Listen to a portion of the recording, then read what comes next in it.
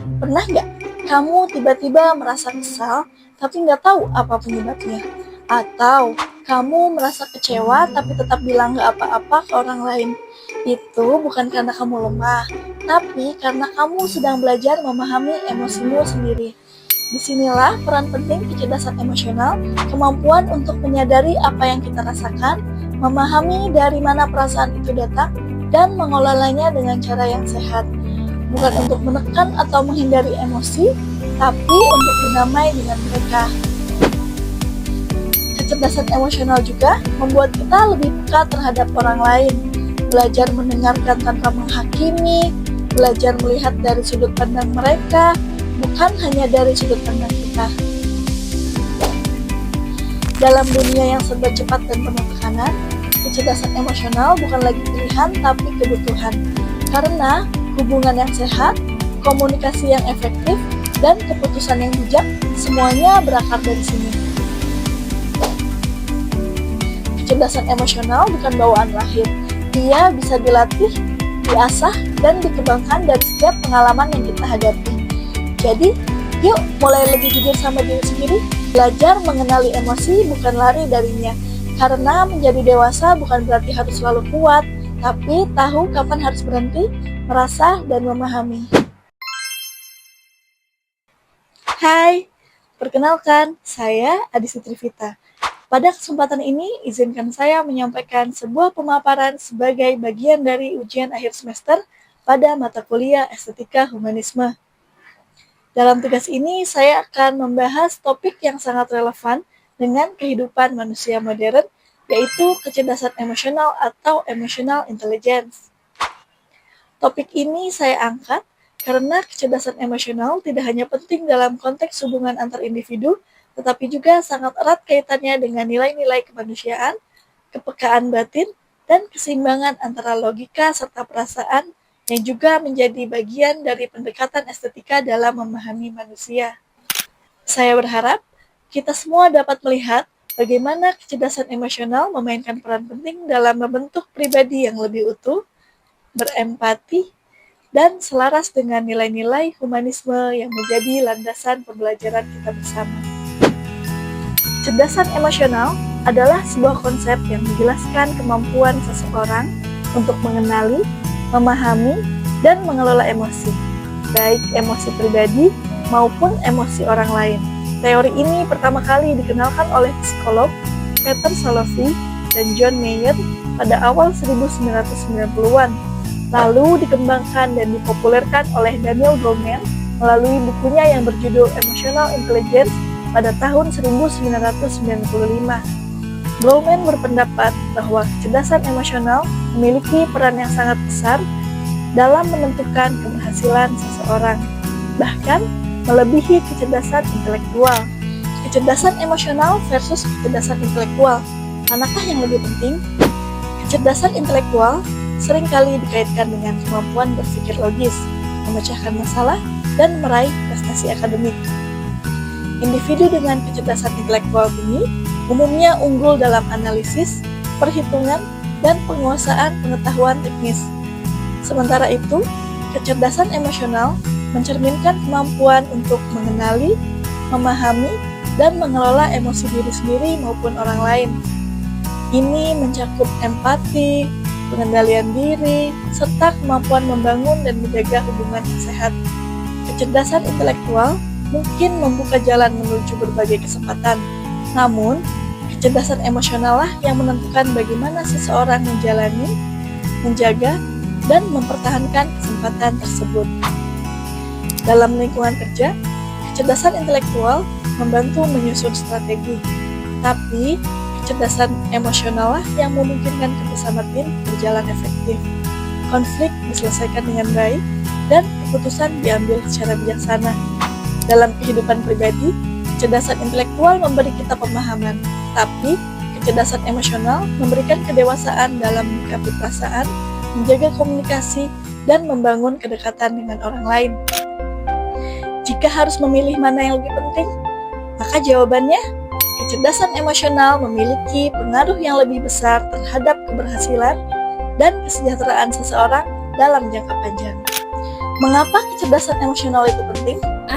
Kecerdasan emosional lebih dari sekedar kemampuan untuk mengelola perasaan. Itu adalah keterampilan yang menentukan bagaimana kita berhubungan dengan orang lain dan bagaimana kita menghadapi tantangan dalam hidup.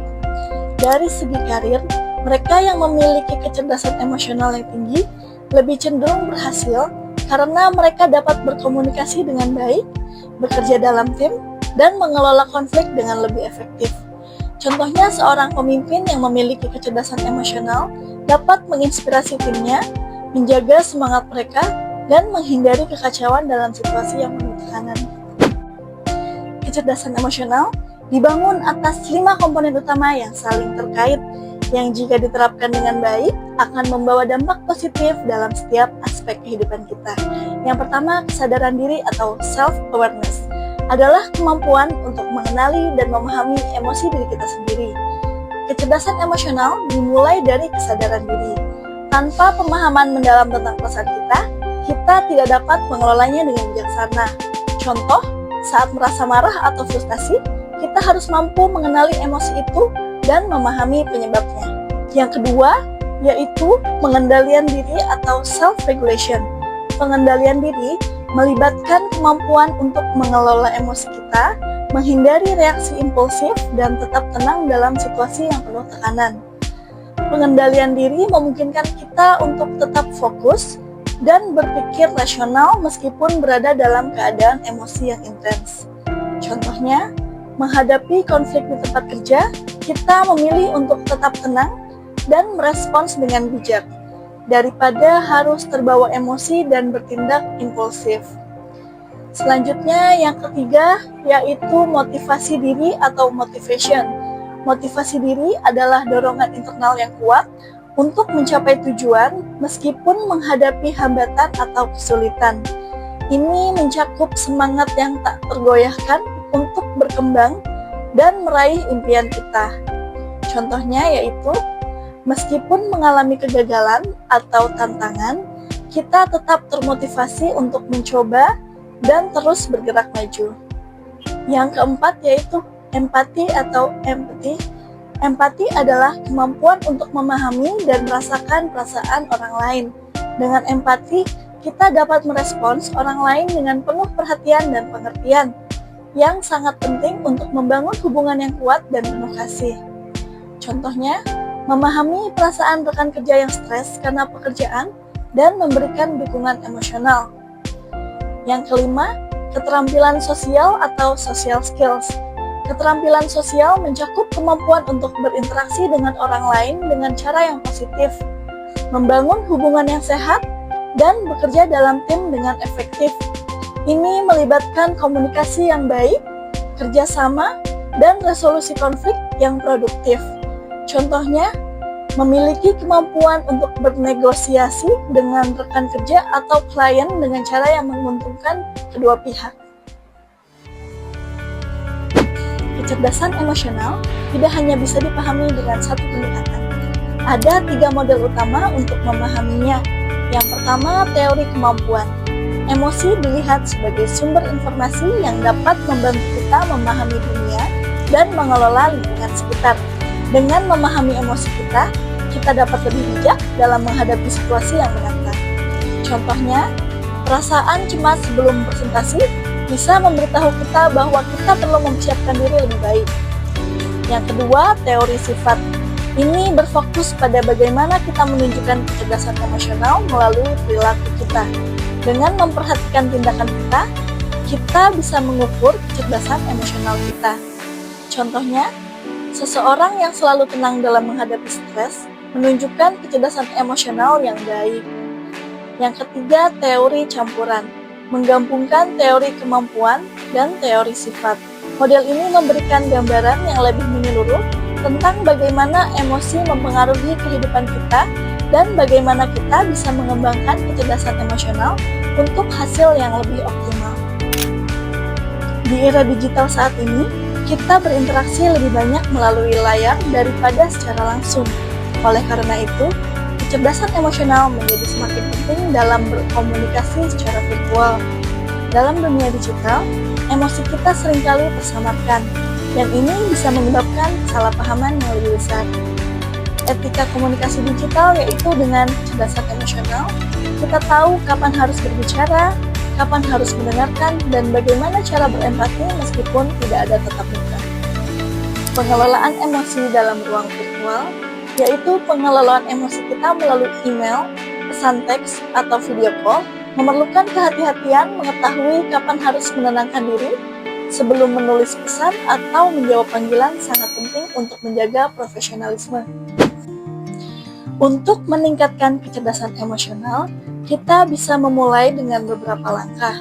Yang pertama, membaca situasi, yaitu memahami perasaan orang lain dalam berbagai konteks memungkinkan kita untuk merespon dengan lebih empatik.